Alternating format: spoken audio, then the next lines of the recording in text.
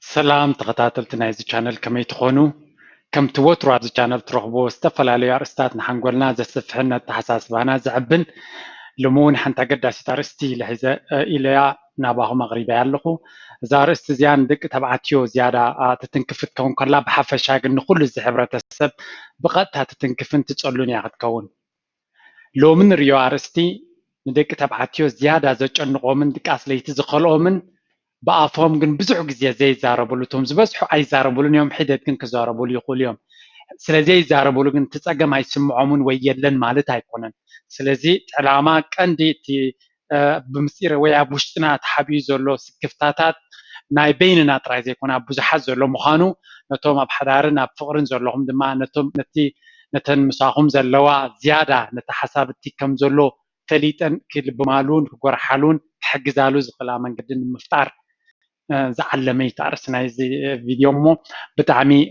تقديسكم كتسمعوا يعدمكم مغنياتو بزح زيوم أرستات أب وشتنا زلو بزح زي كم أرستون سلزي العالو حمام كم زلنا ويتسقم كم زلنا ونأين فلتنينا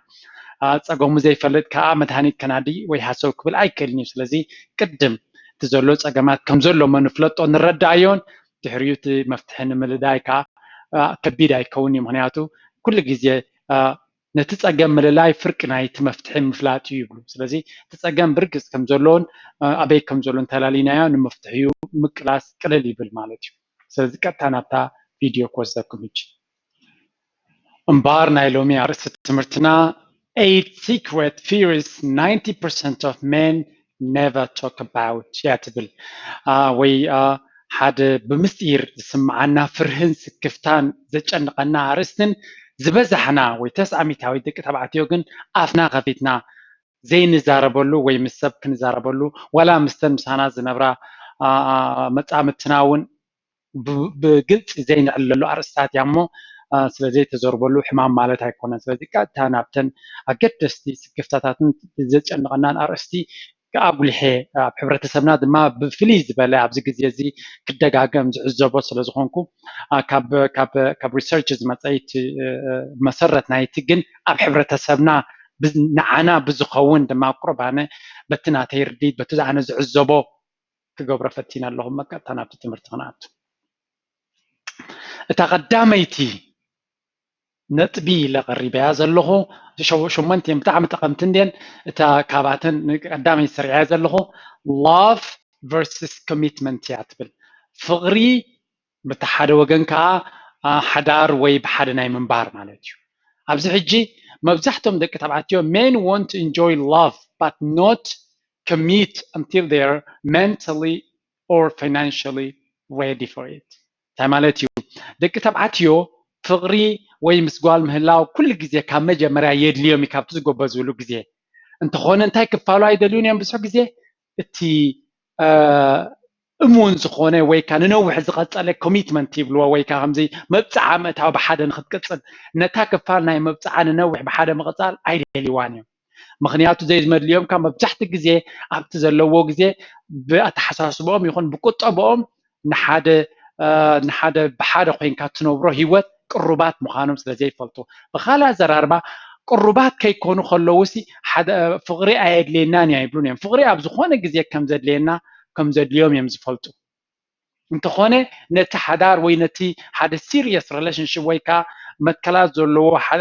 بحدا منبار جن قربات هيكون انت هيدليو فقري جن بزيت مبصعاتات مسوز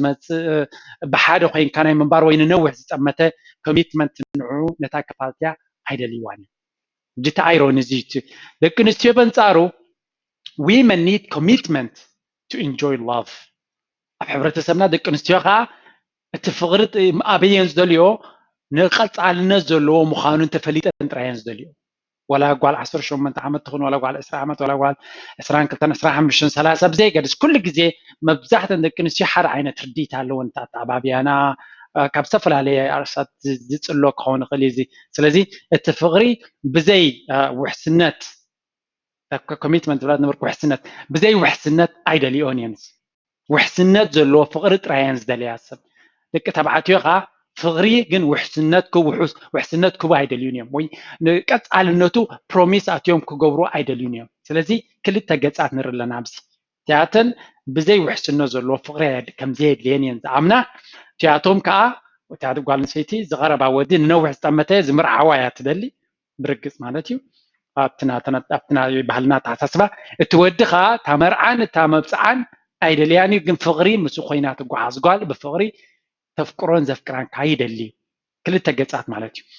the result ናይዘን ክልተ ገፃት ውፅኢታ ይኸውን men pretend or lie to get what they wanted hurting women እንታይ የምፅእ ሕጂ ደቂ ተባዕትዮ ፍቕርን ምስ ጓል ዝኸውን ዘለዎም ሂወትን ይደልይዎ ስለዚ ነዚ ንምርካብ ተን ደቂ ኣንስትዮ መብፅዓን ካልእን ዝደልያ ምዃነን ተፈሊጦም ወይ ከምስሉ ይፍትኑ ወይ ክሕስቡ ይፍትኑ ስለዚ ኣምሲሎም ድዮም ሕስዮም ድዮም ዕሽዮም ነቲ ዝደልይዎ ክረኽብዎ ይፍትኑ እዚ እንታይ የስዕብ ሕጂ ዝተጎድኣ ደቂ ኣንስትዮን ዝተጠልማን ዝተዓሸዋን ዘታለለንን ዝብሉ ቃላት ብበዝሒ ክረኣዩ ይፍትኑ ካብ ምንታይ ዝመፅእ እቶም ደቂ ተባዕትዮ ተፈጥራዊ ድሌታቶም ኣሎ ኣበየናይ ግዜ ክረኽብዎ ኣለዎም ኣይፈልጡን እዮም ወይ ከዓ ዲፋይንድ ኣይኮነን ኣብታ ኣፈጣጥራ ስለዚ ኣብቲ ዝጎበዝሉ ግዜ እዮም ዝደልይዎ ንዕዑድ ንክረኽቡ ኣብ ዘይከኣለሉ ሜላ መንገዲ ከዓ ደቂ ኣንስትዮ ተቐባልነት ኣብ ዘይረኽበሉ ግዜ ንሳተን ዘሐጉሰን ወይ ክሰምዖ ዝደልያ ዓይነት ቃላት ብምድርባይ ድዩ ተግባራት ብምርኣይ ድዩ ዕላማዎም ክሃርሙ ይፍትኑ እዚ ድማ ነቲ ዝጀመርዎ ሂወት ብኣካል ክነብሩ ኣብ ዘይቅፅልሉ ግዜ ከዓ እቲ ምፍልላይን በኣስን ምጉድዳእን ናይ ሓድሕድ ይመፅእ ማለት እዩ እዚ ሓንቲ እያ ንቐፅል ቁፅሪ 2 financial situation or circumstances ኣብ ቁጠባ ወይ ኣብ ገንዘብ ከ ደቂ ኣንስትዮ ደቂ ተባዕትዮ ይቕረታ ንደቂ ተባዕትዮ መብዛሕትኡ ግዜ money is the typical things that keep men awake at night ወዲ ተባዕታይ ካብ ብፅሒት ጀሚሩ ሓደ ካብቲ ኣብ ድቃስ ለይቱ ዝኸልኦ ወይ ዝሰክፎ ወይ ዘፍርሆ ነገር እንተሎ ገንዘብን ቁጠባ ናቱ እዩ ምክንያቱ ካብ ንውለድ ብፍላይ ሕብረተሰብና ኣብ ካልእ ሕብረተሰባት እንተሪና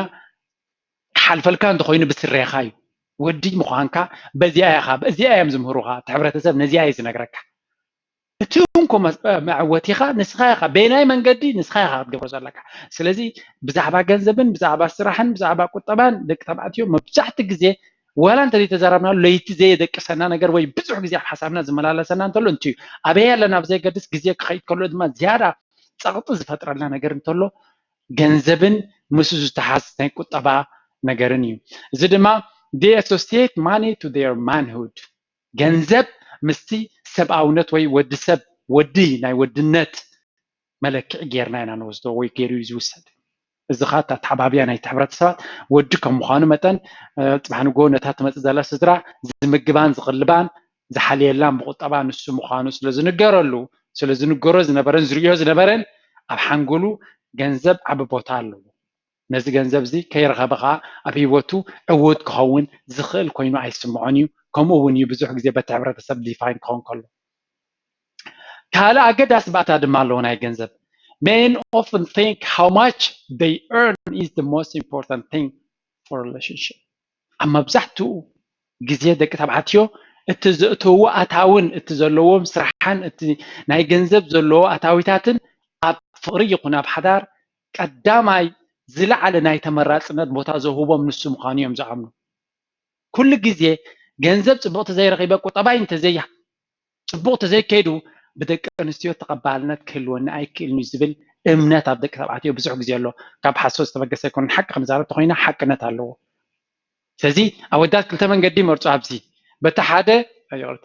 በቲ ሓደ ነቲ ዘሎ ገንዘብ ክረኽብዎ ይፍትኑ በቲ ካልኣይ ከዓ ፈይክ ክገብርዎ ይፍትኑ fake it until you make it ፅቡቅ ክዳን ዘለካ ኮይንካ ምቕራብ ኩሉ ከም ዘለካ ኮይንካ ምቕራብ ወይ ከም ዘለካ ምዃን እዮም ዝመርፁ እዚ ካብ ዜሮ ዝመፀ ኣይኮነን ደቂ ኣንስትዮ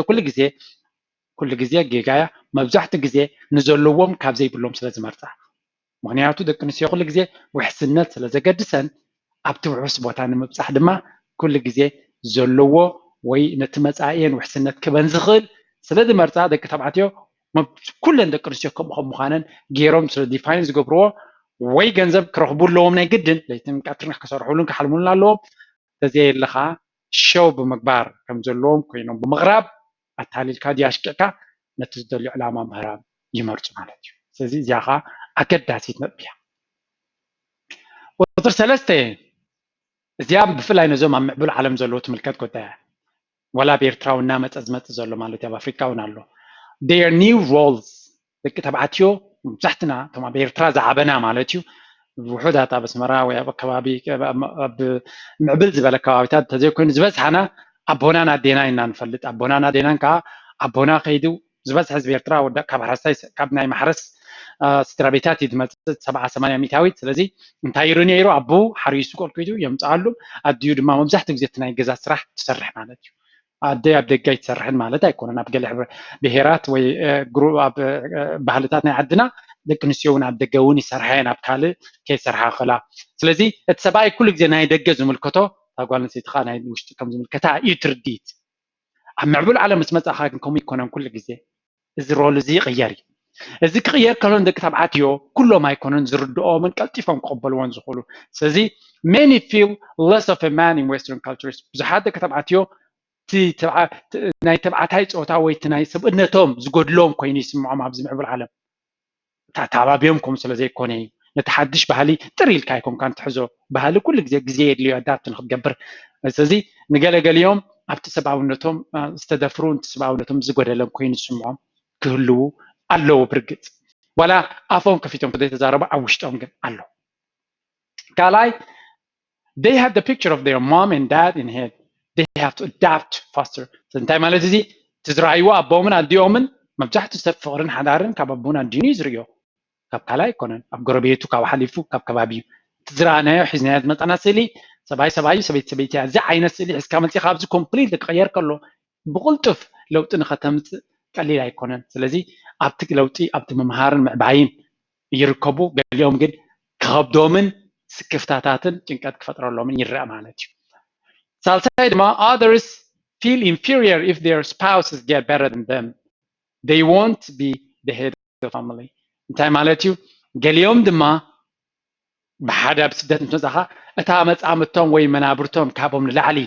ሓያል ምህርትን ፈላጥን ክትከውን ምስ ጀመረት ስክፍታታትን ዘይምትእማንን ዝፈጥረሎም ሰባት ኣለዉ ዘይደልይዎ እውን ኣለዉ ብዙሓት ስለዚ ዋላ እቶም ትቕበልዎ እውን ስክፍታታት ይፈጥረሎም እዩ ምክንያቱ ኣብታ ተዓባብያ ናቶም ስእሊ ናቶም ሰብኣይ ልዕሊ ሰበይቲ ወይ ካባ ንላዕሊ ዝፈልጥን ዝገብርን ዓይነት እምነታትን ኣተዓባብያን ስለ ዝነበረ እዚ ክግምጠል ከሎ ብዙሓት ይቕበልዎ እኳ እንትኾኑ ንብዙሓት ግን ዋላ እንተተቐበልዋ ውሽጦም ግን ስክፍታታት ኣለዎ ስለዚ እዚ ስክፍታታት እዚ ዘየለ ጌርካ ምሳት ወይ ከም ዘየለ ክኸውን ኣይግባውን ኢልካ ዚሮ ክትገብሮ ምፍታን ጌጋ እዩ ምክንያቱ ባህልና ፅልዋ ኣለዎ እቲ ፅልዋ ድማ ኣብ ናትና ኣተዓባብያ ቦታ ኣለዎ እዩ ክሳብ ዝቕየር ድማ ስለዚ ምስ ተሓድሽ ኣተዓባብያ ወይ ኢንቫይሮንመንት ወይ ከባቢ ንክምዕብሉን ንክፈልጥዎን ነገራት ቀሊል ኣይኮነን ግዜ ድማ ይወስድ ራብዓይ ፐርፎርማንስ ኢን ቤድ እዚኣ ንደቂ ተባዕትዮ መብዛሕትኡ ግዜ ኣገዳሲት ኣርእስቲ እያ ንካልኦት ግን ብጣዕሚ ምናልባት ደቂ ኣንስትዮ ከይርድኣ ይኽእለ እንታይ ማለት እዚ men are afraid that they can be weak in bed ደቂ ተባዕትዮ መብዛሕትኡ ግዜ ኣብ ምስ ደቂ ኣንስትዮ ምስተን መፃምድቶም ኣብ ርክብ ኣብ ዝገብርሉ ድኻምነታት ንከይህልዎም ኣዝዩ ስክፍታ እዩ ዘለዎም ብፍላይ ኣብቲ መጀመርያ ግዜ ብጣዕሚ ዘሰክፍ ኣርእስቲ እንተሎ ንደቂ ተባዕታይ እሱ እዩ ከመይ ይረአ ይኸውን ዝብል እምነት ኣለዎ ስለዚ እዚ ሕጂ መብዛሕትኡ ግዜ ደቂ ኣንስትዮ ኣብቲ ዘሎ ርክባት እቶም ደቂ ተባዕትዮ ወይ እተን ደቂ ኣንስትዮ እዚኣ ሓግባሉ ምልክታት ዝረአ እንድሕር ኮይኑ እቶም ደቂ ተባዕትዮ ብዙሕ ግዜ መሊሱ ስትረስ እዩ ዝፈጥር እዚ ሕጂ ብግልፂ ከተዘራረበሉ ተዘይክልካ ካልእ እንታይ ብል they are worried that they could be worse than the exes ምናልባት እታ ጓል ኣንስተይቲ ካልኦት ዕሩኽ ዝነበርዋ ወይ ምስ ካልኦት ቅድሚቲ ርክብቲ ምስ ካልኦት ርክብ ነይርዋ እንተኮይኑ ኩሉ ግዜ እቲ ሕጂ ምሳ ዘሎ መፃምድቲ ማለት እቲ ወዲ ካብቶም ካልኦት ዝሓመቐ ከይከውን ወይ ካብቲ ዝነበረ ዝሓመቕ ውፅኢት ከይህልዎ ዝብል ስክፍታታት ኣሎ ደቂ ተባዕትዮ ስለዚ ናይ ደቂ ኣንስትዮ ኣበርክቶ ዝለዓለ እዩ ዝኸውን ሓደ ግልፂ ኮይንካ ምዝራብ ካልኣይ ድማ ምትብባዕ ምክንያቱ እንድሕሪ ነዚ ነገር እዚ ከተተባብዖ ዘይክልካ ተባዕታይ ዝገደደ insecurity زي متممان نسو دما تزخافه نتوصي زقبر مالتي سلازي بقلص خوينكا بحاد بمخان متببع بستحوسو نتوصي كم حيش كم زخل زتودي نغير يكونن مبجحت ግዜ እታ ጾታዊ ርክብ ዝርአስ ንፈታት ኣብ ሓንጎል ዘሎ እዩ ሓደ ሰብ ነርቨስ ተኮይኑ ኩሉ ግዜ ወይ ከምዚ ኸውን ወይ ከምዚ ኢሉ ዝኣምን ተኮይኑ ንሱ ይዝረአ ኣይኮነን ኖ ክቅየር ዝኽእል እዩ ኣተሓሳስባኻ ክቅየር ኣለዎ ዝብል ካብቲ መጻምቱ እንድሕር ክመጽእ ኽኢሉ ምትብባዕ ክረክብ ተኽኢሉ ሓገዛት ክግበረሉ ተኽኢሉ ክዕረዝ ዝኽእል ምዃኑ ብዙሕ ግዜ ኣብ ዝተፈላለዩ ሪሰርች ዝረአዩ ካልኣይ ድማ ሕክምናዊ ሓገዝ እውን ክግበረሉ ዝኽእል ነገር ምዃኑ ከምዚ ፍርዲ ናይ መወዳእታ ጌርካ ክውሰድ ጌጋ ዝኾነ ኣተሓሳስባ ኣሎ ስለዚ help them to get more confident which improves the performance ርዕሰ ምትእምማን ክረኽቡ ካብቶም ካልኦት ምስቶም ካልኦት ዝሓለፉ ምናልባት ዘወዳድር ምክንያት ከምዘየለ ወይ እውን ካብቶም ካልኦት ዝስንፍ ወይ ካብኡ ዝሓምቕ ውፅኢት ከምዘየለ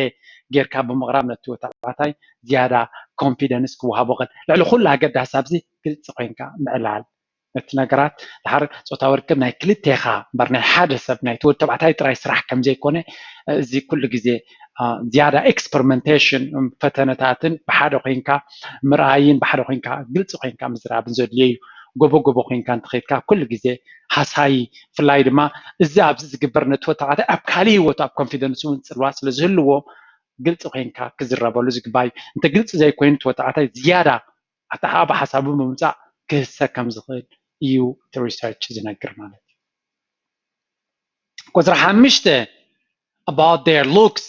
ምናልባት ዝኽገርመና ኽእል ደቂ ተባዕትዮ ደቂ ኣንስትዮ ካብ ንእሽተን ጀሚረን ካብ ዓብየን ጀሚረን ኣብ መልክዐን ኣብ ቅርፀን ኣብ ኣከዳድነን ኣብ ኩሉ ሕልፍ ዝበለ ተከዳስነት ከም ዝህልወን ከም ዘለወን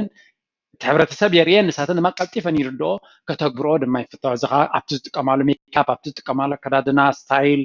ገለመለ ክንሪኦ ንኽእል ኢና ዋላ ክሰኣላ ከለዋ ዝጥቀማሉ ሜላታት ወተባዕት ደቂ ተባዕትዮ ግን ከምኡ የብሎምን ዋላ እኳ ክሳዕ ክንዱ ኣብ ግርሞምን ኣብ መልክዖምን ዘይግደሱ እንተመሰሉ ብመልክዖም ዘይግደሱ ኮይኑ ግን ክስማዕ የብሉ ደቂ ተባዕትዮ እውን ይግደሱ እዮም ብመንፅሩ ብዙሕ ግዜ ኣብ ስፖርትን ኣብ ካልእ ነገራትን እውን ክነጥፉ ይረኣዩ እዮም ስለዚ men also worry about their shape their height their hair ዝያዳ ብዛዕባ ቁመንኦም ይግደሱ ምክንያቱ ኩሉ ግዜ ፅቡቅ ወዲ ነዊሕ ወዲ ገጅፍ ወዲ ፅቡቅ ቅርፂ ዘለዎ ከም ምዃኑ ኣብ ሚድያ ኩሉ ግዜ ስለ ዝረአ መብዛሕትኡ ግዜ ደቂ ተባዕትዮ ኣብ ቁመንኦም ኣብ ቅርፆም ይግደሱ እዮም ምናልባት ንደቂ ኣንስትዮ ከይኮኑ ይኽእሉ እዮም ግን ይግደሱ እዮም ስለዚ ፍሉይ ነገር ክኸውን ኣይብላን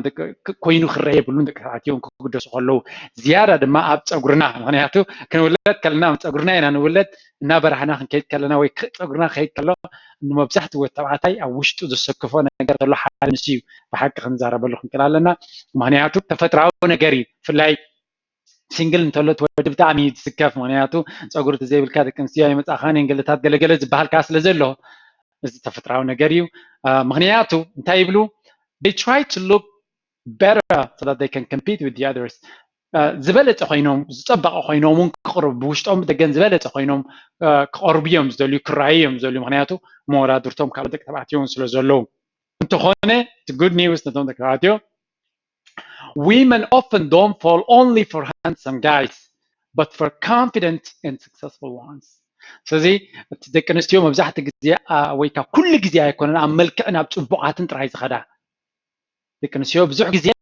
ኣብ ርእሰ ምትእምማን ዘለዎም ደቂ ተባዕትዮ ከምኡውን ኣብ ሂወታቶም ካልእ ክፋል ናይ ሂወታቶም እውን ዕዉታት ዝኾኑ ምናልባት ፅቡቃት እውን እንተዘይኮኑ ናብአን እውን ከም ዝኸዳ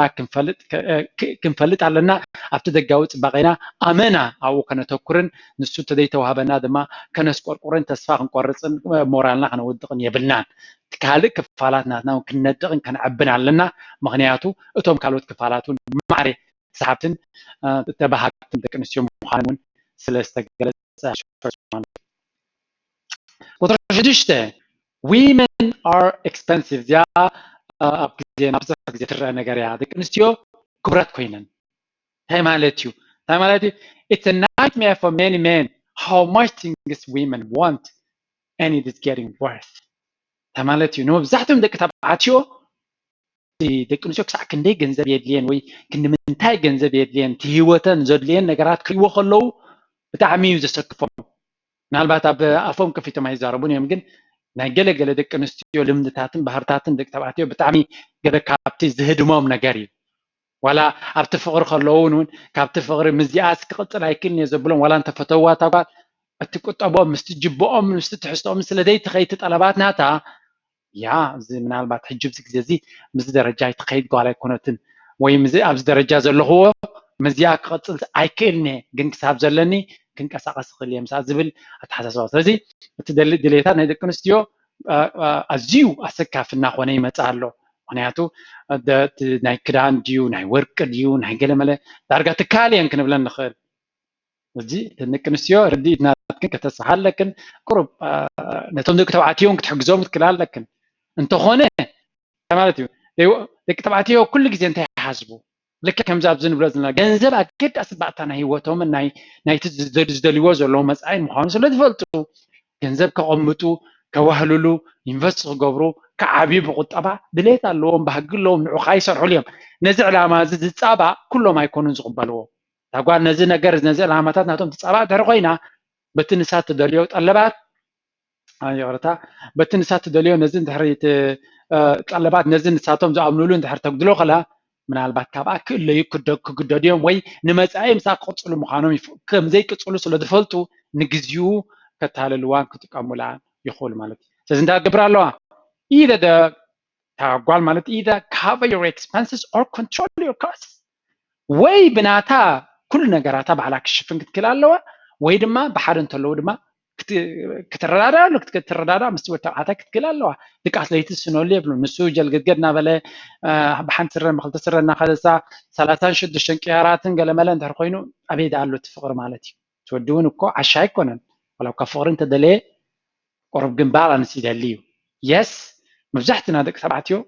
ደቂ ኣንስትዮ ናትና ተምሳና ዘለዋ ክፅብቃ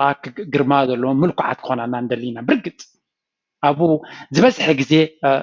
ኣወዳት ዝረዳድኡሉ እዩ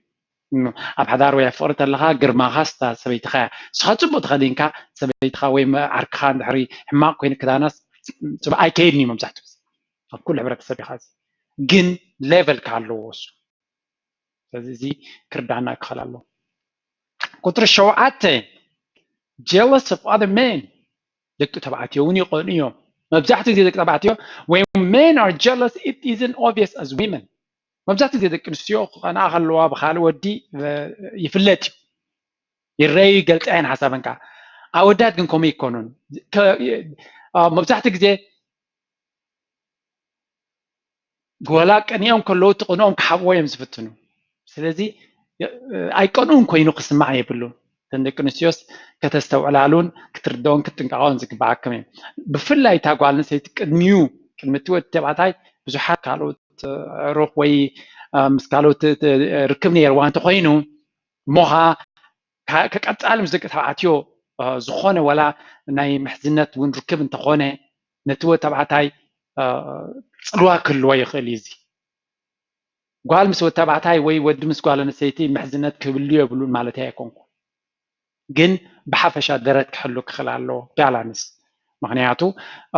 እቲ ኩሉ እቲ ደረታት ብቁኑዕ ብግልፂ ብምርድዳእ እንደገና ድማ ነቲ ሓደ ክሃስብ ዘይክእል ደረጃ እንድሕር ኮይኑ ኣይ ቲንክ እቲ ባላንስ ንፈልጦ ኢና መብዛሕትና ነቲ ባላንስ ክንሰግሮ የብልና so women when you tell about other men you met be careful it might bring fear and doubt in them ስለዚ ደቂ ኣንስትዮ ኩሉ ግዜ ብዛዕባ ሕሉፍ ክን ዝነበሩ ደቂ ተባዕትዮ ድዮም ካልኦት መሓዙት ክን እዮም ገለመለ ክትዛረባ ከለኸን ጥንቅቕ እንተበልካ ይምረፅ ምክንያቱ ነቲ ወዲ ተባዕታይ ዘየድሊ ፍርህን ጥርጠራን ዘልዕል ክኸውን የብሉን እቲ ባላንስ ሰብ ክነግረካ ኣይክእልኒ ባዕልካ ኢኻ ትፈልጦ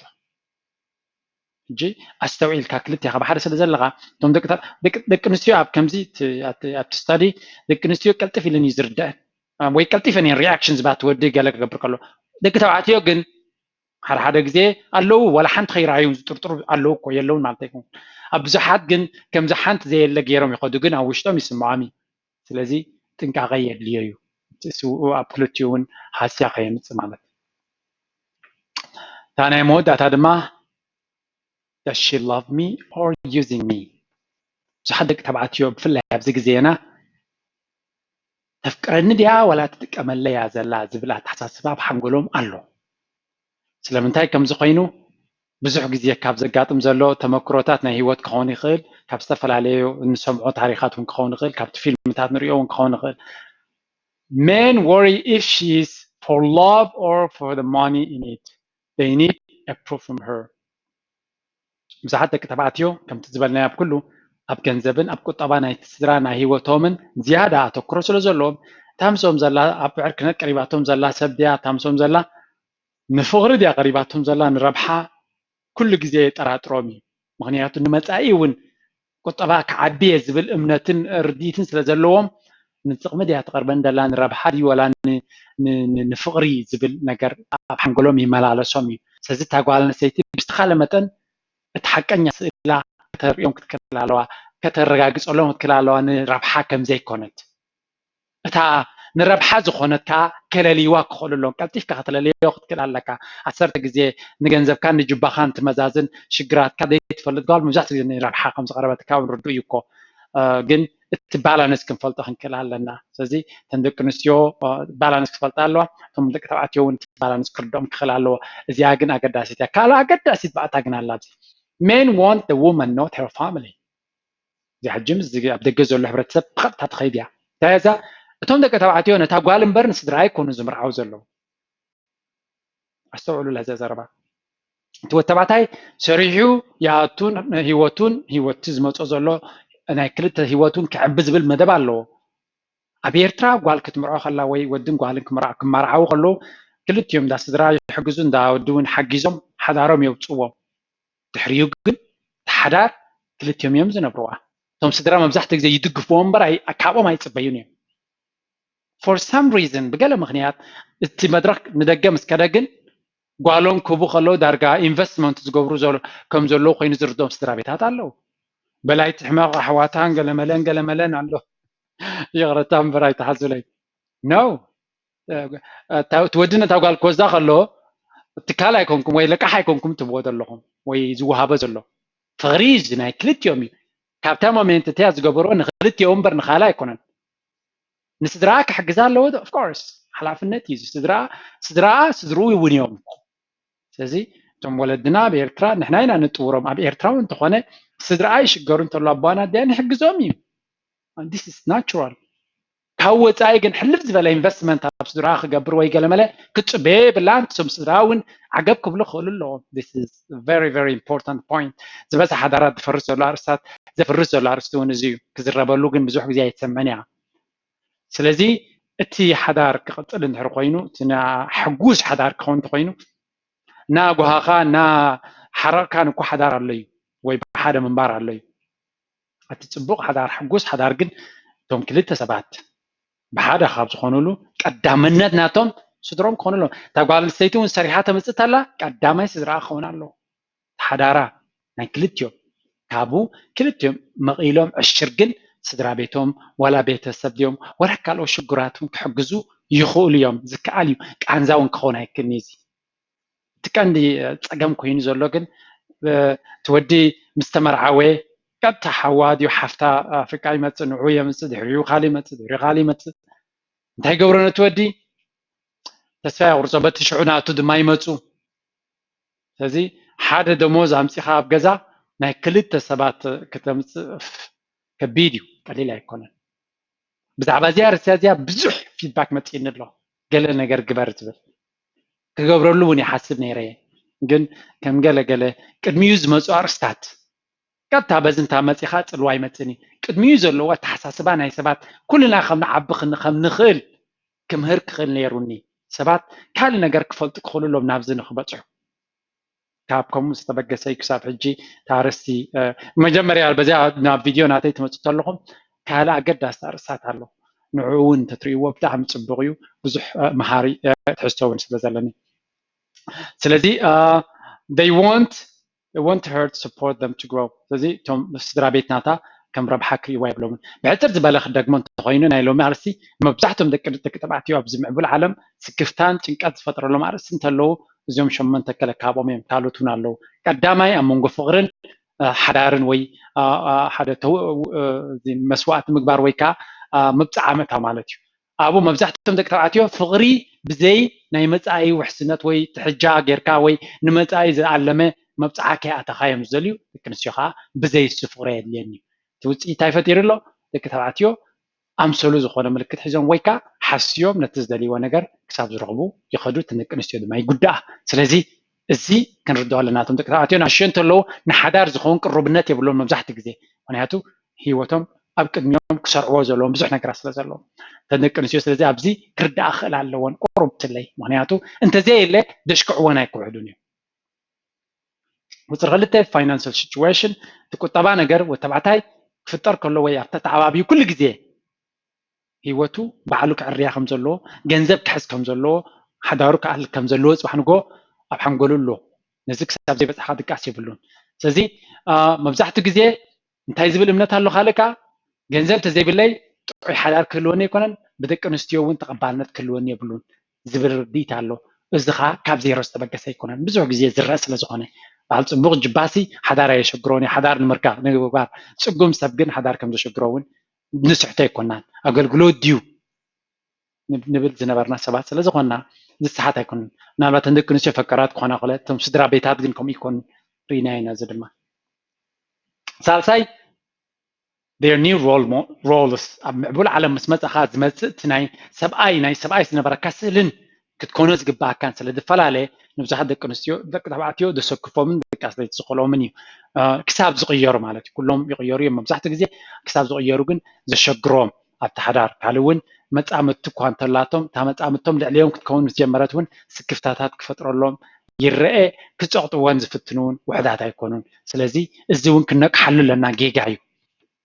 تقولن سيتي كتعبي كتبركت كتنفع كما خا مخانا كنفلت كنكلالنا وشيله ترخيبو وشيله حجزاتك تقولن سيتي ما بنصارو سلازي عبيت نتسباي كتستنعقو ويل عليك كتكون يبلا زياد دفنتلي كاب حدا رد فاتحه نجر مخانو كتكلالوا سلازي كبرت كل والو لعلي انت خونتون تخبابير كاس لزخوني نتسباي كم سباي كون كتفقدوا كلالوا وتر ربعته performance امبيد تبعتيو اب صوتاو ركب سنفنا نكيهلوم كل جزء يمسكفو سلازي نزي نجار تاغوالن سيتي بقلتي بتحده تناي صوتاو ركب ناي كلت يوم صراحه مخانا يودت راي كم زي كونه كالاي دما نتزلو بقلت نا تراداخا نا كتعريو كعره خمس غل كالاي دما ندحري روي صقم اللوخا ناي حكمنا حجزاتهم كم زلو كنفلت كنكلالنا زعبا زارستكال فيديو خبر كفتني معناته زي تأدنه حتوتات لازم تصني كتر حمشته دك تبعتيهم زعبا ملكعهم يقدسيهم زعبا قمنهم قرصهم صاغروم كل ነገር يقدسومي زي يقدسو كاي مثلنا ስለዚህ دك نسيو 10 ጊዜ كستوصمو يقلنا بالكان التمساخا زلو سب ولا زي يقدس تخونه وشتو كتغطو كم زكال مفلات تخونه نت كم زلو كم زقبلهم غير كان كزاربات كلالكن انت زي كونها دك تبعتيو كل ጊዜ بقرصهم ساتون كم زقدسو ابقمت كنتلنا شاتشاي دك نستيو እና خبركن እና خبرا يمصالوا زدما طلبات ናይ دك نستيو دارغا كبيدنا خونه يمصالوا زز مص ነገር ስለዚ ጸልዋን ዘሎ ስለዚ ካብ ውሽጢ ለውጥ የድልሎ بدقت راي زمت نجرسي نجبا وتبعتاي زداخم كوين سلازي تناي وشت بيت تخوينو تناي دق دليتات ناقود اللي زخيت زقرمي مبزعتك بزلا على درجه زلوا دك نسيو ترين كلها واحد نجر يزديه سيت زقرمك معناته بوشتك عب خلا تاقوا تناي دق نجراتا تبدلو بخالا انصارك بوشتك تعب خلا نتناي دقا انددليا ون نخطرخ بقلي سلازخونه اتاوس لزلوا تأتاو زي بالله قلنا يدقه بزحت زدليا that's a problem فزي كتقوها صروت كرالك إن تودي نابكالي معناته ندحرا حان تقول زي كبرت خوينا automatically تودي تتكي ممكن زحدم يعتقبرو زلا ስለዚህ نجبو بتي تقبرو طلبات ديو حب حرار تدوليو نقرات دي كل نقر مس جبانايتي نطامتا زخي هيوت كتمرح كلالو شابعاي دك تبعتيون كني كم سمعهم اب حراب فقري خلو كم زقونو معناته كأني مسرتاوي نحد سبت فتوى تخنكا ناي بحد خاصلة تدليو زمت نجار سبزخونه كأني قبل كله حاجتي عور كأني يسقيل كا مسخونه ودي تغربي قال زي مثلا دي كونس تاقواس درت كتحلو خمسة اللواب تحدار معناته دك تبعتيو ብዙሓት ደቂ ተባዕትዮ ዘይቀኑ ኮይኖም እዮም ክቐርቡ ዝደልዩ ግን يس مست زحلفو ترخبهم زنبرة تحت قصة على تودي صبغة يسمعوني كلا يدما مستفلا تبعتيو درجة بزحلوه كترخب كم زلوا وانا يعطيك تبعتيو نزقون خانم تفلت أخم زلك كن مالتي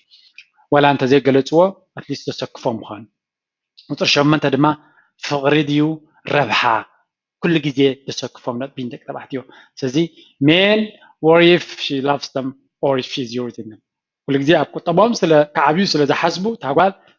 حجزهم نحن فقرد يعطيهم زلا ولا مربحة كلايكا نعايم تمريهم زلومبر ويمسأيهم قوتلومبر مستدرع يكونون سزي تقول نسيتي تودي مسأك عتقولو مستدرعك حجز اللي يكونن زعتوا زلوا زعت فلت الله نعايز زلوا نعري أبيوز جراتو eventually قوتلو يكونون that's why بزوج زي ودات تقول استدرع لوادم دقوا قبلو حواتها لوادم كل جميرهم زلوا هنياتو يا معناته نخندي سبي خامو نخندي سبي ختصور تودي بزيا أنا سؤال الله كلا لنا أمبارنا يلوم فيديو عم ودات بتسي حلا أبزي channel زي مبزحت جزء أبسل ستار ستاز تكري زمهر أبقطبا فاينانس كمي جيرنا قطبانا نعبي كمي جيرنا بتعستونا قطبانا وأتاويتاتنا عبينا رجوز خنا قطبا هلونا كمودما كمي جيرنا أب investment ناتو كم كلا درجة دما كمي جيرنا أتحسسبانا أبقى تسأل نبره دلنا هيوتنا تحسسبانا عبينا نبذل بلد هيوتنا خيط أما ودات دما حماق لمدتات ناوجدنا ناخذ له منقطات تعيم لمدتات دما نازو ترنا ناخذ له زحجز تعستي زغرب ثم مجمريا فريزو لهم ناتي فيديو شمي جورجو يبحال أبجي درار channel ناتي مالتيو بزح تقام فيديو تاتلني أو نتاتيهم تقامكم فيديو كترغبوا تدخلوا ثم كمون ناي private classes هلني بفلاي أب طبعا فاينانسن كم دما بinvestment زتكرر مالتيو أول كاوي عباد زتكررون له فيسبوك هاتيهم شمكمن تنبروا لحدون صحيفكم اتخذ مهارول تدولي RST ويكتحجزوا تدولي RST انت حديتكمني كمل لكم يا خليه كتيفا يملسني مسبس ازالو جن كملسيه ابي ميل ونكم كم وترو توم زي channel زي نت فيديوز جبرو بناتكم كومنت ناغبركم فيدباك تبوني وي ناتكم هنا طريقتات تبوني بتعمي غني لي نت RST تسخميكم تسرحوا كابو تبقيسي زغربا معناته